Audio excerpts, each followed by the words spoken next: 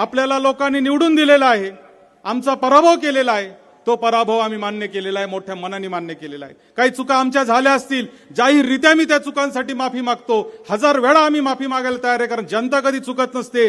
चूक ही आमचीच झालेली आहे, आमच्या कार्यकर्त्यांची झालेली आहे, आमच्या नेत्यांची झालेली आहे, आमच्याच लोकांची झालेली आहे, हे आम्ही मान्य करतो।